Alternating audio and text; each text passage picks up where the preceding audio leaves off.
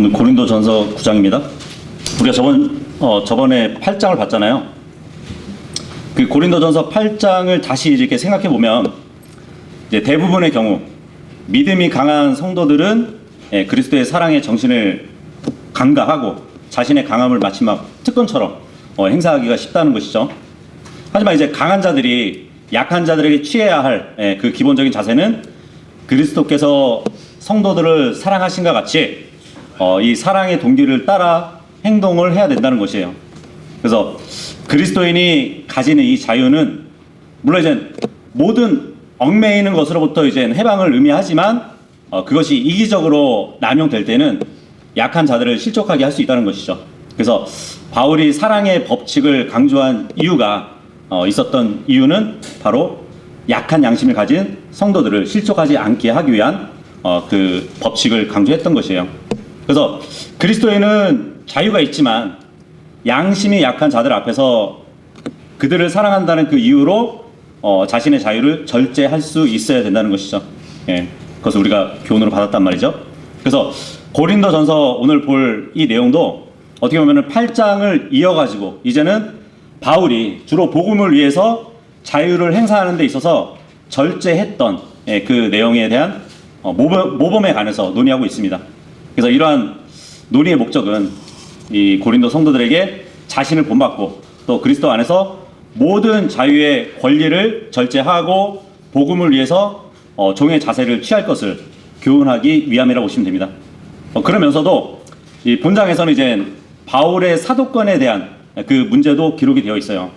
그러니까 이 당시에 고린도 성도들 중에는 바울을 사도로 이렇게 그러니까 바울의 사도권을 의심하는 자들이 있었기 때문이거든요. 그것에 대해서 이제 바울은 자신이 다마스쿠스에서 부활하신 주님을 뵙고 그리스도로부터 이방 선교에 대한 직접적인 보내심을 받은 자라 그렇게 자신을 드러내기도 합니다. 그래서 주님께서 나를 직접 보내셨다고 그 명령을 내가 받았다고 그렇게 자신을 통해서 복음의 그 능력이 나타나는 점을 들어가지고 자신의 사도권을 이렇게 변화하는 모습을 볼 수 있어요. 그래서 오늘 9장의 내용을 전체적인 내용을 보면 1절에서 11절까지는 이 사도의 권리에 대해서 기록을 해주고 있고요. 그리고 12절에서 18절까지는 사도의 의무에 대해서 기록해주고 있습니다. 그리고 19절에서 27절까지는 바울의 복종과 또 절제의 내용으로 이렇게 구성되어 있어요. 그래서 사도 바울은 자신이 사도로서의 자격과 권한이 있음에도 불구하고 그 권한을 다 사용하지 않는 것은 복음을 위해서라고 이렇게 결론을 짓습니다. 그리고 이제 그 이후 문맥은 바울이 이제 경기장에서 상을 얻기 위해서 달리는 그 선수들을 예로 들어가지고 신앙의 경주를 하는 그 성도들이 최선을 다해야 한다는 그 교훈을 주고 있어요. 그래서 오늘은 다 볼 수 없고 바울의 사도권에 대해서 그 권한에 대해서 내용을 우리가 살펴보려고 합니다. 다 피셨으면 1절에서 3절까지 함께 읽어볼게요. 시작. 내가 사도가 아니냐? 내가 자유롭지 아니하냐? 내가 우리 주이신 예수 그리스도를 목격하지 아니하였느냐? 너희는 주 안에서 나의 수고의 결과가 아니냐? 혹 내가 다른 이들에게도 사도가 아닐지라도 여전히 내가 너희에게 사도임은 의심의 여지가 없느니라. 이는 주 안에서 너희가 나의 사도직의 인장이기 때문이라. 나를 신문하는 자들이 나의 답변은 이것이라. 바울을 신문하는 성도들이 있었대요.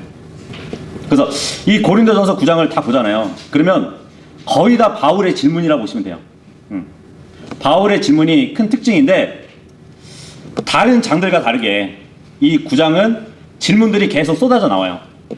그 질문들을 보면 이제 단순한 어떤 의문에서 나온 것이 아니라 강조를 위한 그 질문들이 계속 터져 나온다는 것이에요. 뭐 1절하고 2절 본문 외에도 4절에서 24절까지에 이르기까지 질문들이 계속 이어 나오거든요. 그 중에서 이제 24절을 제외한 나머지 구절들은 모두 바울이 사도로서의 자존심과 또 관련이 된 어떻게 보면 다소 격양된 그런 질문들이라고 볼 수 있거든요. 이렇게 사도 바울이 격양된 어조로 질문을 쏟아낸 이유는 고린도 교회 성도들 중에는 바울의 사도 권위를 의심하는 자들이 있었고, 또 그들은 바울을 신문하는 자들이었기 때문이라고 그렇게 보시면 됩니다. 요즘 이 장관급들을 두고 이렇게 청문회 많이 하잖아요. 그죠? 거기에 지금 서 있는 거예요. 자신의 사도권에 대해서 이렇게 변증하는 그러한 내용들이라고 볼 수 있습니다. 그래서 이 내용을 보면 바울이 사도가 아닌지 검열을 하고 사도로서 누릴 수 있는 권리가 있는지 없는지, 그리고 교회가 바울을 지원해야 하는지 말아야 하는지, 더 나아가서 막 바울의 외모를 판단하면서 깎아내리기도 했었어요. 그래서 이제 바울은 예수님의 진정한 사도라는 것을 변증하고 있습니다. 여기 본문 1절 보시면 내가 사도가 아니야 그래요. 그죠? 나는 사도라고. 왜냐면 나에게 사도의 표적을 주셔가지고 사도로 인쳐주신 분은 하나님이시라고 그렇게 말씀을 하고 있어요. 고린도후서 12장 12절에 가잖아요. 그러면은 사도들의 표적들을 행했기 때문에 그것으로 인정이 됩니다. 고린도후서 12장 12절에 보면 참으로 사도들의 표적들이 너희 가운데서 발휘되었으니 그러거든요. 바울이 정말 사도였으면은 사도의 표적들을 행할 수 있어야 돼요. 그죠? 근데 그것을 발휘했다는 얘기예요. 그래서 어떤 사람들로 인해서 사도로 인정되는 것이 아니라 하나님께서 주신 그 표적으로 자신이 사도로 인정을 받았다는 것이죠. 이 사도의 표적이라는 것은 뭐냐면 마가복음 16장 17절에서 이렇게 쭉 보잖아요. 그러면 이제 사도들의 표적이 몇 가지가 나와요. 첫 번째는 예수님의 이름으로 마귀들을 쫓아내야 돼요. 이게 사도들의 표적 중에 하나거든요. 요즘은 아무나 예수님의 이름으로 마귀 쫓는다고 그렇게 하죠. 그리고 새 방언들로 말할 수 있어야 돼요. 이게 두 번째고요. 그리고 뱀들을 집어 올려야 된다고 합니다. 그 사도 바울이 한번 그 외딴 섬에 이렇게 표류한 적이 있었잖아요. 거기에 불을 피웠더니 거기서 뱀이 막 사도 바울을 무는 그런 일도 있었거든요. 근데 아무런 해를 입지 않았어요. 그리고 세 번째는 어떤 치명적인 것을 마실지라도 상하게 되지 않는데요.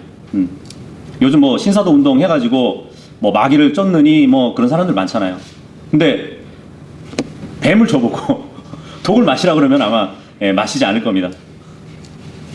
그리고 병든 자들에게 두 손으로 이렇게 안수하면 회복된다고 합니다. 이거 다 이제 사도들의 표적인데, 사도 바울 같은 경우는 손수건만 닿아도 막 치유 사건이 일어나고 했었잖아요. 그죠?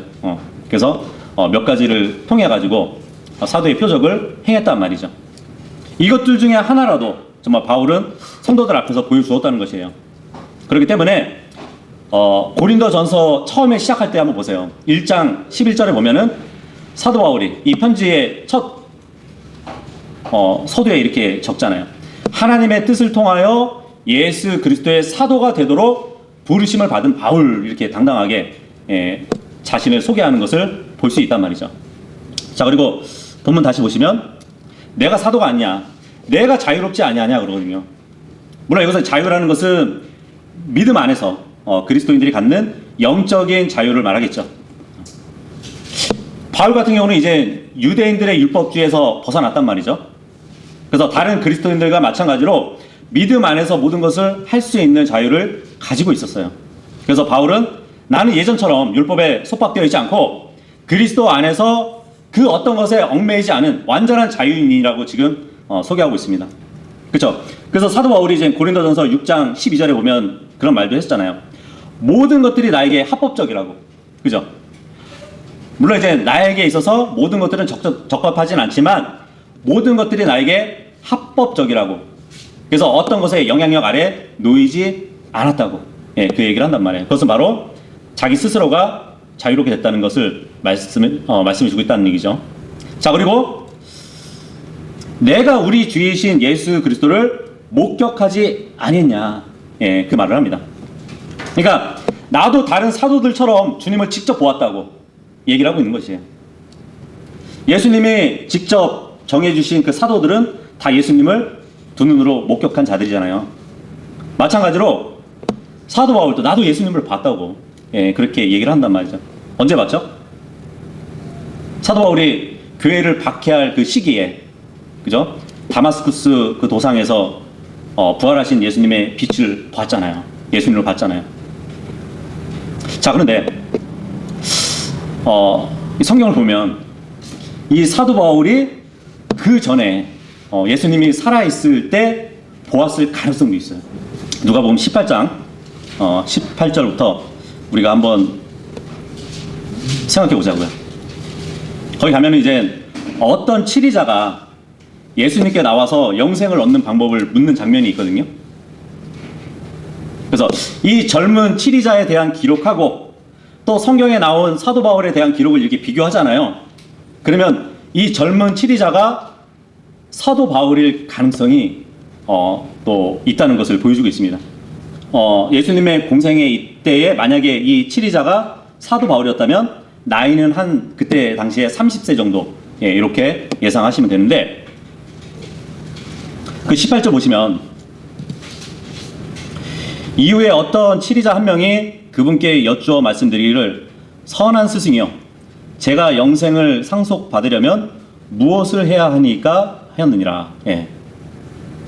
자, 여기서 한 치리자가 예수님 앞에 왔죠. 요한복음 3장 1절이나 아니면은 사도행전 4장 8절에 따르잖아요. 그러면 바리새인들과 사두개인들은 이스라엘의 치리자들이라고 기록되어 있어요. 근데 우리가 알다시피 바울은 바리새인이었거든요. 그렇다면 바울이 회심하기 전 젊었을 때의 치리자였다고 우리는 또 볼 수 있겠죠. 그죠? 그리고 지금 예수님께 와가지고 선한 스승이요 하면서 이렇게 말을 시작을 한단 말이에요. 보통 이제 바울이 이 호칭을 불러주는 데 있어서 좀 매너가 좋은 사람이었거든요. 그래서 사도행전 24장 3절에 보면은 로마 총독 펠릭스 앞에서 바울이 자신이 모함받는 그 일을 변론하기 위해서 펠릭스 카카 하면서 이렇게 말을 이어가는 모습도 보기도 하고요. 그리고 사도행전 26장 25절에 보면은 바울이 자신의 무죄를 로마 총독 페스토에게 밝힐 때도 보면은 페스토 카카 하면서 이렇게 시작을 하는 그 모습을 보여준단 말이죠. 자, 그러면서 이 젊은 치리자가 예수님께 이렇게 말을 합니다. 제가 영생을 상속받으려면 무엇을 해야 하냐고. 그죠? 그러니까 지금 이 치리자는 영원한 생명이 있었다는 것을 믿었다는 것이잖아요. 그죠? 그것을 얻고자 했다는 것이에요. 사도행전 26장 6절하고 7절 보면은 사도 바울은 하나님을 밤낮으로 섬겨야만 구원을 받을 수 있다고 이렇게 생각을 했었어요. 그때 이제 예수님이 이 젊은 치리자에게 말씀을 하죠. 너는 명령들을 안 하니, 네가 명령들을 안다는 것은 율법자라는 얘기예요. 상대방이. 그죠? 간음하지 말라, 살인하지 말라, 도둑질하지 말라, 거짓 증거하지 말라, 너희 아버지와 너희 어머니를 공경하라 하는 것이라. 이것을 이제 지키라고 예수님이 말씀하고 있어요. 그러니까 이 예수님 앞에 온 치리자가 율법에 대해서 많은 지식을 가지고 있다는 것을 인정하셨기 때문에 너는 명령들을 안다고 그렇게 얘기하잖아요. 그죠? 근데 한번 바울을 한번 생각해 보세요. 바울은 자신이 율법에 대해서 전문적인 교육을 받았다고 성경에 기록하고 있거든요. 뭐 사도행전 22장 3절에 보면은 가말리엘의 발치에서 조상들의 율법의 완전한 생활 양식에 따라 가르침을 받은 사람이래요. 이때 당시에 율법사 하면은 가말리엘 가문이 대단히 큰 영향력을 끼쳤단 말이에요. 그리고 하나님을 향하여 열심히 있었다고 합니다. 그뿐 아니에요. 26장 5절에 보면은 바울이 유대인들이 나를 초기부터 알았다고 그런 얘기도 해요. 유대인들이 나를 일찌감치 알았다고. 왜냐하면 우리 종교에서도 가장 엄격한 종파를 따라서 바리새파 사람으로 내가 살았기 때문에 유대인들이 나를 잘 안다고 그렇게 얘기하거든요. 그러니까 바울은 하나님의 명령을 잘 알았다는 것이잖아요. 그죠? 유대인들이 율법에 열심히 있던 이 바울을 알았듯이 지금 예수님도 자기 앞에 있는 치리자에게 하나님의 명령을 네가 잘 안다, 그 얘기를 하시거든요. 자, 그런데 예수님의 그 말씀을 듣고 치리자가 21절에 뭐라고 얘기하냐면, 그러자 그가 말씀드리기를 저는 이 모든 것들을 저의 어린 시절부터 쭉 지켜왔나이다 하였더라. 예. 지금 치리자는 율법을 다 지켰다고 얘기하고 있어요. 근데 예수님이 이 젊은 치리자를 꾸짖지 않아요. 그죠? 인정하시는 거예요. 그러니까 오히려 주님은 이 사람이 하나님의 명령을 이행했다는 것을 인정하고 있는 것 같지 않나요? 그죠? 바울을 한번 보세요. 바울도 빌립보서 3장 6절에 보면은 이 치리자의 고백과 같아요. 예, 뭐라고 하냐면 열심으로 말할 것 같으면 내가 교회를 박해했으며 율법 안에 있는 의에 관련해서는 비난받을 일이 없었노라 그래요. 율법을 다 지켰다는 얘기예요. 사도 바울은. 그죠? 다른 성경에 뭐라고 돼 있죠? 내가 율법에 있어서는 뭐 흠 없다고 그렇게 얘기했잖아요. 율법에 관해서는 내가 흠이 없는 자라고 지금 치리자와 같은 고백을 하고 있잖아요. 그죠? 예수님도 이제 바울을 신실한 자로 여기셨거든요. 근데 바울이 구원받고 나서 신실했다고 말씀하지 않고 구원받기 이전에 신실한 자였다고, 그래서 사역자로 삼으셨다는 그 말씀이 있습니다. 다시 누가복음에 오면은 그 18장 22절부터 보시면, 이때 예수님께서 이것들을 들으시자 친히 그에게 말씀하시기를 너는 한 가지 부족한 게 있다고. 네가 소유한 것들을 모두 팔아서 가난한 자들에게 나눠주라. 그리하면 너는 하늘에서 보물을 소유하리라. 그런 다음에 와서 나를 따르라 하셨느니라. 그러자 그가 이것을 들었을 때 그는 몹시 슬퍼하였더라. 이는 그가 매우 부유하였기 때문이라. 이에 예수님께서 그가 몹시 슬퍼하는 것을 보시고 친히 이같이 말씀하셨느니라. 재물들을 가진 자들이 하나님의 왕국에 들어가기가 얼마나 어려운가 그러거든요. 예수님께서는 이 사람에게 한 가지 부족하다고 말씀하셨어요. 그게 뭔지 아세요? 분명히 이 치리자는 10계명 중에 하나님께 대한 4가지 계명을 모두 지켰단 말이에요. 근데 다른 계명들, 그러니까 인간에 대한 계명들도 다 지켰다고 이렇게 말을 하니까 예수님이 그것을 입증해 보라고, 네 걸 다 팔아가지고 나눠주라고. 그 입증 방법이 바로 재산을 모두 팔아가지고 다른 사람들에게 주라는 것이었잖아요. 그리고 나서 예수님을 따라야 된다고 말씀을 했는데 그것에 대해서 너무 슬퍼가지고 결국은 예수님을 떠나갔습니다. 그래서 23절에 그렇게 얘기하는 것이에요. 그러자 그가 이것을 들었을 때 그는 몹시 슬퍼하였더라. 이는 그가 매우 부유하였기 때문이라. 이 치리자가 영원한 생명을 얻기 위해서 예수님께 왔는데 다른 사람들보다 자신의 재물을 더 사랑한 거예요. 그죠? 영원한 생명을 원했지만 그런 식으로 원치 않았다는 것이잖아요. 그래서 예수님을 떠나가 버린 거예요. 근데 사도 바울이 구원받고 나서도 늘 따라다녔던 죄의 요소가 뭔지 아세요? 탐욕이었어요. 탐욕. 로마서 7장 7절에 보면 사도 바울이 이런 말을 합니다. 그렇다면 우리가 무슨 말을 하겠느냐? 율법이 죄냐? 하나님께서 금하시기를 바라노라. 아니니라. 율법에 의하지 않고는 내가 죄를 몰랐으리라. 이는 너는 탐내지 말라 하고 율법이 말하지 아니하였더라면 내가 정욕을 몰랐을 것이라고. 율법을 통해서 내가 탐욕이 있다는 것, 정욕이 있다는 것을 알게 됐다고 얘기를 하고 있는 것이에요. 만약 예수님을 직접 보았던 그 치리자가 바울이었다면 이전에 탐욕 때문에 그분을 떠났지만 이제는 예수님을 믿고 구원 받아가지고 율법이 자신의 탐욕을 지적한다는 것에 비참한 자신을 보게 된 것이에요. 그래서 결국 바울은 이러한 고백을 하잖아요. 빌립보서 3장 7절에 보면 그러나 내가 이득이었던 어떤 것들에 대해서도 나는 그것들을 그리스도를 위해서 손실로 여겼다고. 물론 지식도 그렇고 학벌도 그렇고 재산까지도 다 손실로 여겼다고 고백을 하는 것이에요. 그죠? 그래서 내가 모든 것들을 손실을 감내하고 다만 배설물로 여겼다고 이렇게 고백을 한단 말이에요. 그리고 자신이 그동안 탐욕을 갖고 있었는데 율법에서 비롯된 나 자신의 의가 아닌 그리스도의 믿음을 통해서 난 의, 그 믿음으로 말미암은 하나님의 의를 가지고 그분 안에서 발견되고자 함이며, 율법을 다 지켰던 사도 바울이 율법에 난 그 의가 아니라 하나님의 의 안에서 내가 발견되기를 바란다고 이야기를 한단 말이에요. 그래서 바울은 자신이 율법을 모두 지켰지만 예수 그리스도를 아는 그 한 가지를 위해서 모든 것을 쓸모없는 것으로 여겼다고 고백을 한 것이에요. 만약에 그 치리자가 바울이었다면 그가 이전에 예수님께 와서 선한 스승님, 제가 영생을 상속받으려면 무엇을 해야 합니까? 했을 때 예수님이 네가 무슨 이유로 나를 선하다고 하냐고. 선한 이는 한 분, 하나님 외에는 아무도 없느니라 이 말씀을 하셨을 때 그제서야 이제 그리스도께서 하나님이심을 아마 깨달았을 것 같아요.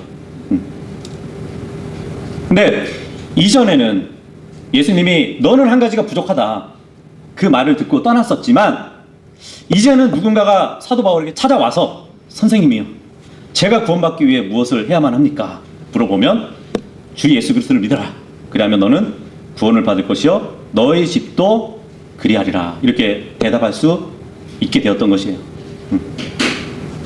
어쨌든 이제 고린도전서 지금 9장으로 다시 돌아와서 보면, 물론 지금 여러분과 이렇게 나눈 이 내용들은 바울이 이제 언급한 것이 아니라 그러니까 바울이 사도가 된 근거는 예전에 살아계셨던 예수님을 보았다는 것은 아니고 부활하신 그 예수님을 목격한 사실을 지금 본문에는 얘기하고 있는 것이에요.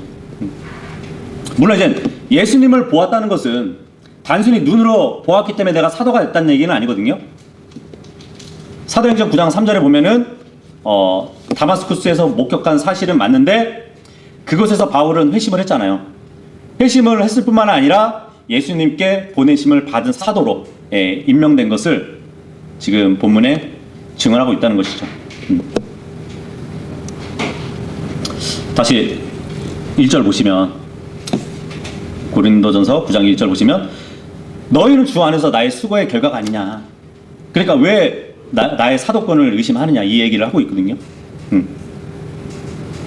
그러니까 나는 그리스도 예수 안에서 복음을 통해서 너희들을 낳았지 않냐고, 그게 증거 아니냐, 내가 사도라는 증거 아니냐, 이걸 얘기하고 있는 것이에요. 그렇죠? 그래서 고린도전서 4장 15절에도 보면은 아무리 그리스도 안에서 1만 명의 교사들이 있다 할지라도 너희에게는 많은 아버지들이 있지 않다고, 내가 그리스도 예수 안에서 너희를 복음으로 낳았다고 그렇게 얘기를 하고 있단 말이죠.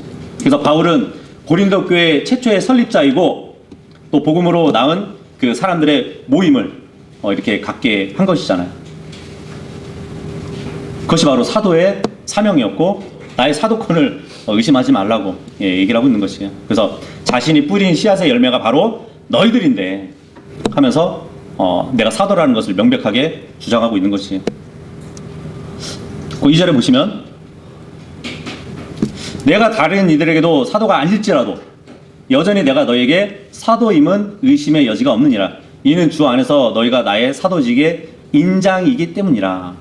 여기서 이제 사도 바울이 다른 이들은 어떤 사람들을 얘기하냐면 고린도가 아닌 고린도 지방이 아닌 다른 곳에서 이미 구원을 받았던 사람들을 얘기하겠죠. 그죠? 바울의 사역 말고 다른 통로로 회심한 사람들을 얘기할 것입니다. 근데 그 사람들을 제외하고 고린도 교회 성도들은 사도 바울로 인해 가지고 예수님을 영접한 사람들이거든요. 그래서 너희가 나의 사도직을 증언하는 증거들이라고 그렇게 얘기하고 있는 것이에요. 4절에서 6절 읽겠습니다. 시작. 우리에게 먹고 마실 권한이 없느냐? 우리에게 다른 사도들이 하듯이 또 주의 형제들과 게바가 하듯이 아내인 자매를 데리고 다닐 권한이 없느냐? 아니면 우리 곧 나와 바나바만 일하는 것을 그만둘 권한이 없는 것이냐? 어떤 분들은 이제 여기서 우리 했을 때 이제 바울과 바나바를 얘기하잖아요. 그죠? 우리에게는 원한다면 율법의 규례와 관계없이 무엇이든지 먹고 마실 권리가 있다고 그렇게 주장을 하는 분들이 있어요. 그렇죠? 디모데전서 4장 4절하고 5절을 보면 하나님의 모든 창조물들은 저마다 좋은 것이요 만일 그것을 감사들을 드리며 받아들인다면 거부할 것이 아무것도 없기 때문이라. 이는 그것이 하나님의 말씀과 기도로 성결하게 구별되기 때문이라 이 말씀을 하고 있잖아요. 그러니까 이 바울과 바나바가 가졌던 그 자유도 우리가 가지고 있잖아요. 그죠? 그 음식이 뭐 어디 잘못된 데 쓰였던 음식이든 조금 의심의 여지가 있는 음식이라 할지라도 주님께 기도하고 먹으면 그 음식이 성결하게 된대요. 그러니까 우리는 밥 먹기 전에 꼭 기도를 해야 되는 것이에요. 예. 어쨌든 지금 어떤 분들이 이제 우리에게 원한다면 율법의 규례와 관계없이 무엇이든지 먹고 마실 권리가 있지 않냐. 그러니까 8장에 보면은 이미 우상에 바쳐진 그 고기에 대해서 우리가 살펴봤잖아요. 그런 것을 먹을 수 있는 자유가 있지 않냐 그렇게 해석하시는 분들이 있는데, 근데 그거보다는 지금 이 전체적인 9장의 문맥을 보면은 사도로서 사역했던 이 바울과 바나바가 교회들로부터 지원받을 수 있는 자신의 권리를 지금 다루고 있다고 보시면 돼요. 내가 너희들이 지원해 주는 걸로 먹고 마실 권리가 없느냐, 이렇게 이해하시면 될 것 같아요. 네. 그러니까 하나님의 말씀을 전하는 그 사도 사역에 있어서 다른 교회에서 받은 생계에 필요한 그 물질적 후원을 받을 권리가 있지 않냐, 그것을 얘기해 주고 있거든요. 근데 이 9장 전체를 보면은 사도에 대해서 이렇게 얘기를 하잖아요, 직접적으로. 근데 바로 이렇게 목사로 전환해가지고 이렇게 적용하시는 분들도 있는데, 일단은 우선적으로 첫 번째는 사도 바울의 입장에서 이렇게 기록한 것이라고 보셔야 됩니다. 그리고 5절 보면 우리도 베드로가 아내를 데리고 사역하듯이 자유롭게 결혼해서 아내를 둘 권리가 있다고 말을 하고 있어요.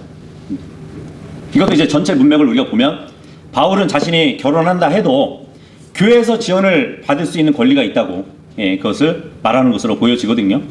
그리고 이제 바울은 베드로의 아내, 자매 이렇게 부르고 있어요. 그러니까 베드로의 배우자이지만 주님 안에서는 한 자매인 것이죠. 그래서 아내이면서 자매라고 이렇게 얘기를 하고 있습니다. 마치 이제 아담과 이브의 관계가 같죠. 아담과 이브는 결혼한 부부잖아요. 근데 주님 안에서는 어떻게 보면은 형제 자매예요. 그죠? 어쨌든 아내를 데리고 사역하는 자들은 베드로뿐만 아니라 다른 사도들도 그렇게 한다고 지금 얘기를 하고 있습니다. 자, 그런데 여기 보니까 이제 주의 형제들도 그렇게 한다고 기록이 되어 있는데, 그러면 주의 형제들은 누구를 얘기할까요? 물론 이 주의 형제들에 대해서 구체적으로 누구인지에 대해서 몇 가지 또 견해가 있어요. 여기 사도들과 다른 주의 형제들은 요셉과 마리아가 결혼하기 전에 요셉의 전 아내에게서 태어난 예수님의 육신적인 형들을 포함하는 거라고 그렇게 말하는 사람들이 있어요. 그러니까 요셉이 재혼했다고 얘기를 하는 거예요. 마리아하고 재혼했다고. 그 전에 있던 육신적인 배다른 형들을 얘기하는 거라고. 그리고 이제 두 번째는 예수님의 사촌 형제, 그러니까 마리아의 동생과 남편 알페오의 아들들일 가능성이 있다고 그렇게 주장하시는 분들도 있고요. 그리고 세 번째는 요셉과 마리아 사이에서 태어난 정말 육신의, 그러니까 예수님의 육신적인 동생들, 야고보, 요셉, 시몬, 유다, 이 네 사람들이라 이렇게 주장하기도 합니다. 그리고 네 번째는 지금 본문에는 사도들과 교회 성도들을 구분해서 부른 호칭이라고 얘기해요. 그러니까 사도들을 구분하고 교회에 있는 다른 성도들을 형제로 이렇게 말한 것이다. 어쨌든 사도가 아내를 동반하고 선교를 하는 데에는 여러 이유가 있을지 모르죠.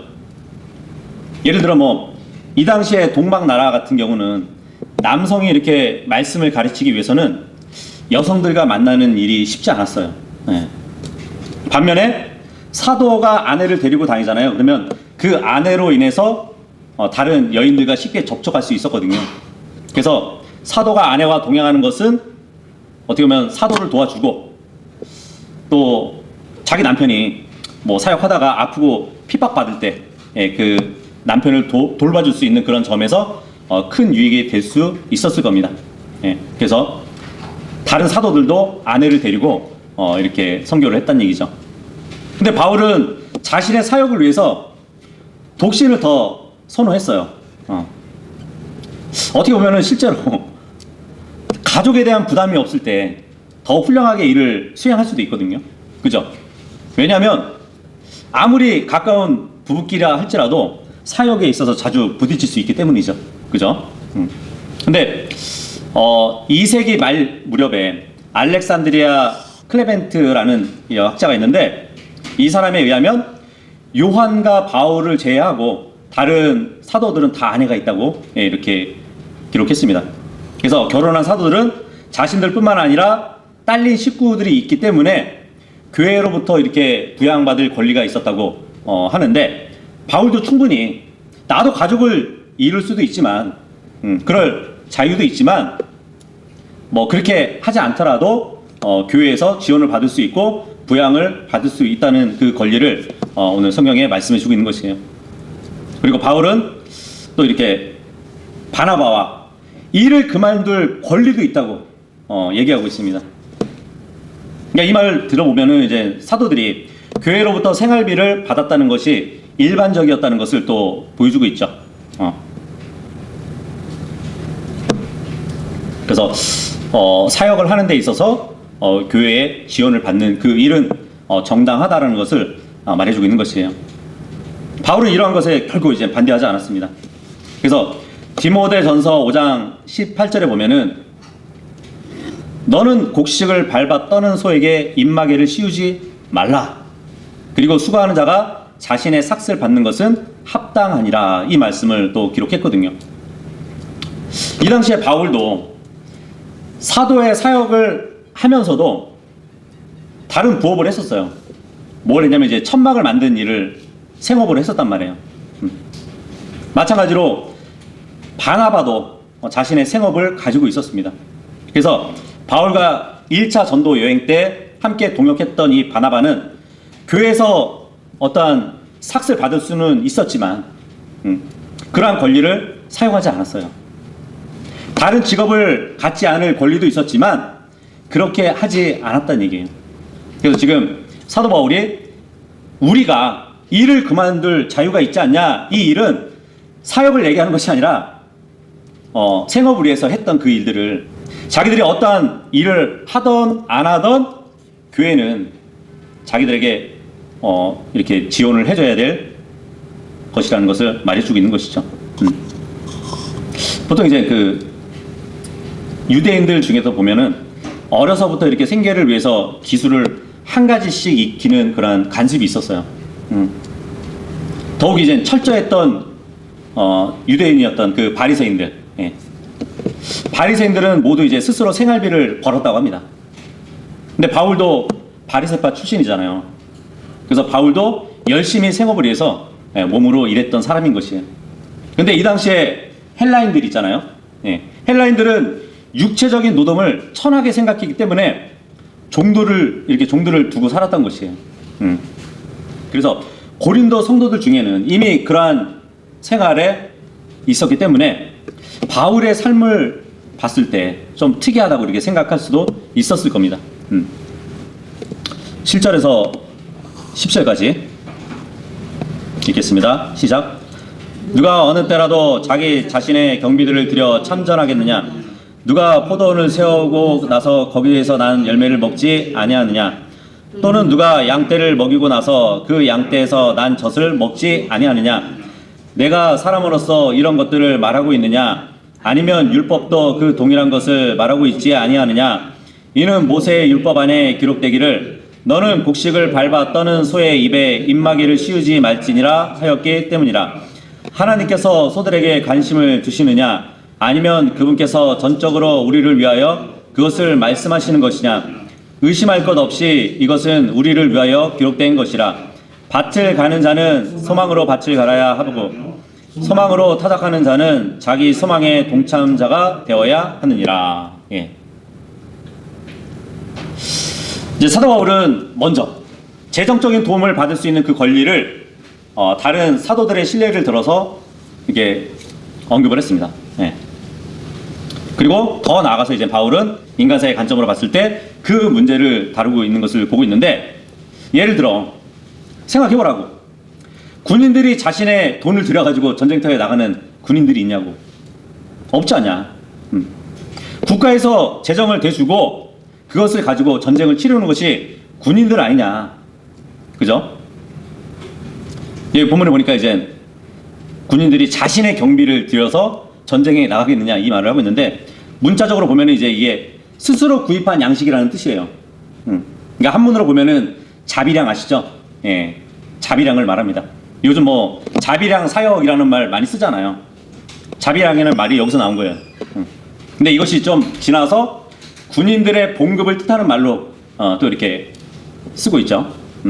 바울은 이러한 비유를 들어가지고 하나님의 사역자들이 자신의 수고에 대한 대가를 요구하는 것이 당연한 것 아니냐고.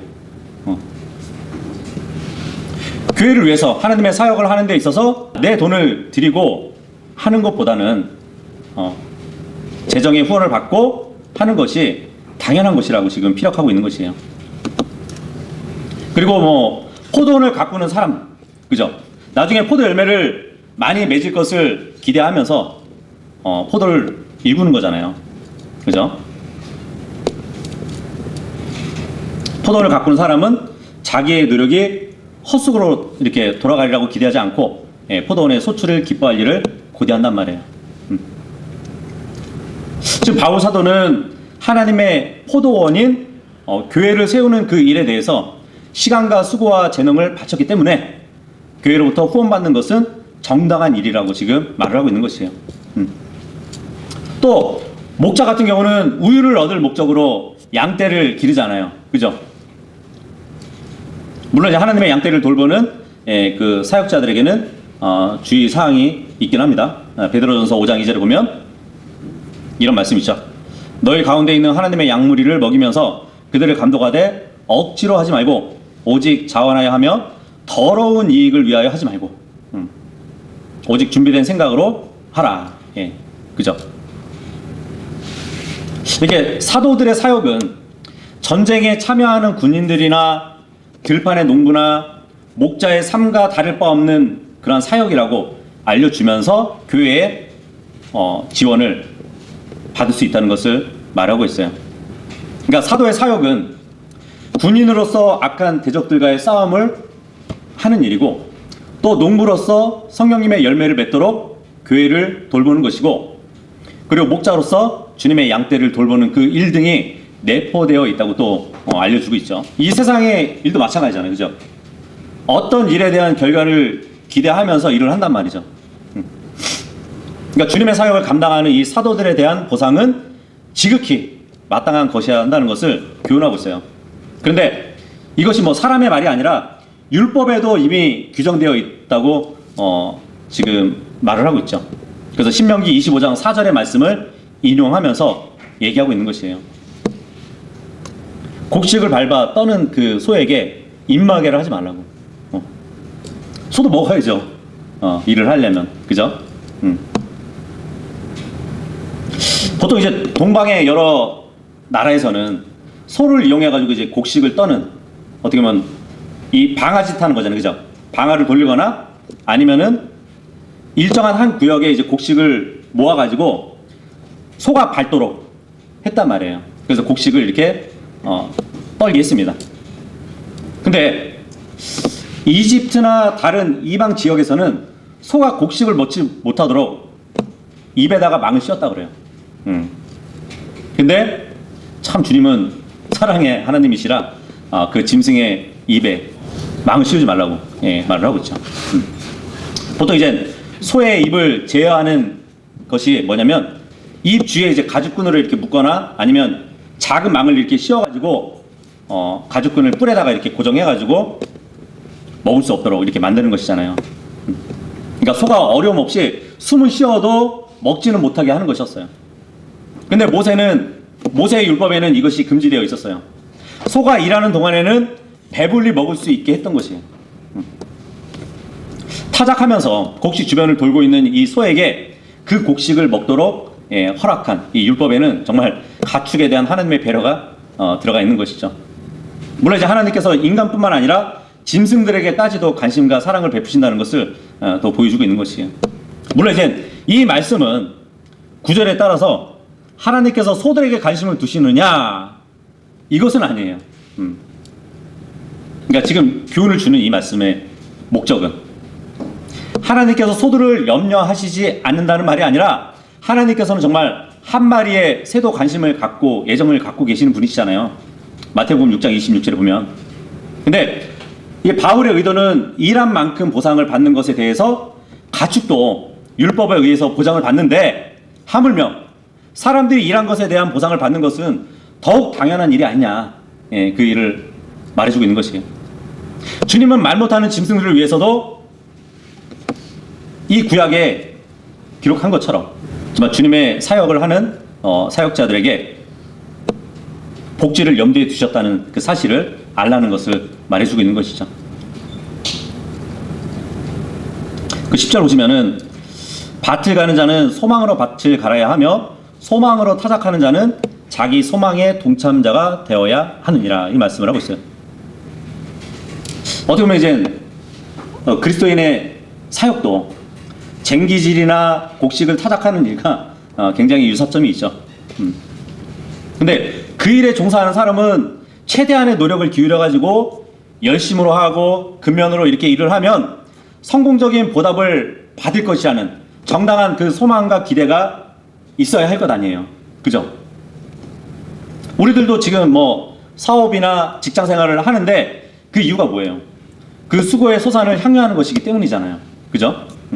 근데 소망 없이 의무감으로 일을 한다고 생각해 보세요. 굉장히 불리한 입장에서 일하는 것이잖아요. 예, 최선의 노력을 기울이지 않을 가능성도 있다는 얘기예요. 그죠?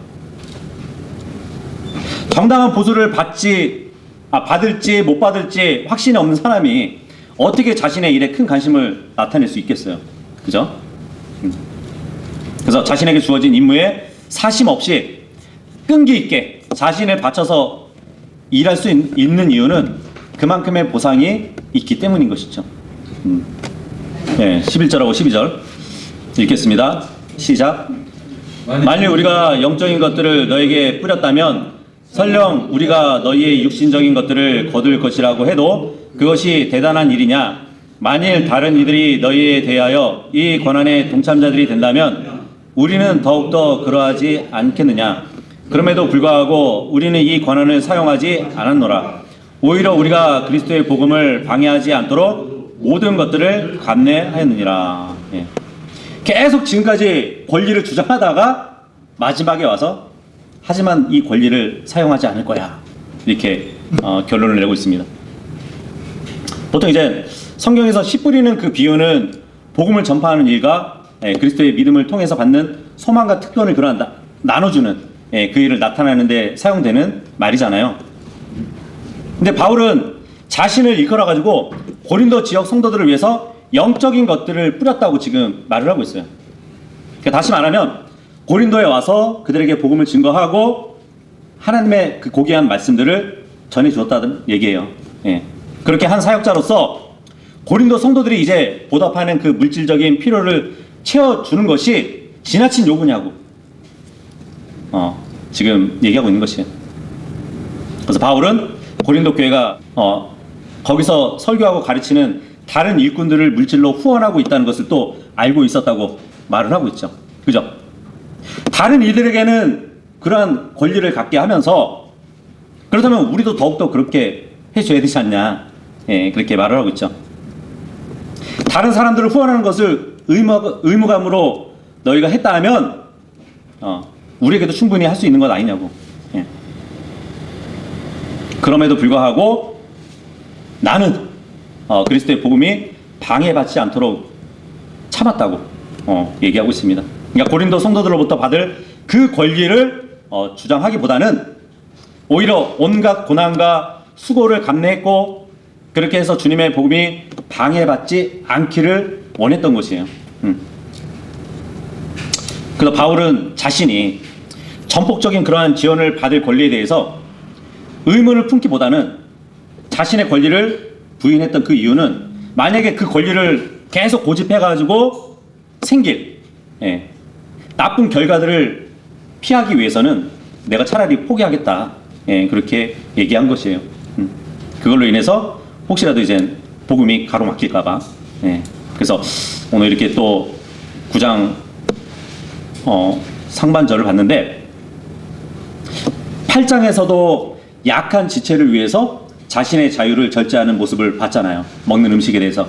근데 이번에는 또 한 번 약한 성도가 아니라 하나님의 복음을 위해서 자신의 자유를 절제하는 그 교훈을 보여준 것입니다. 그래서 우리도 이 사도 바울의 절제 모습을 우리가 충분히 배우고 그렇게 신앙생활을 해야 될 것 같습니다. 네. 나머지 구절은 나머지 문맥은 다음 주에 보겠습니다. 수고하셨습니다.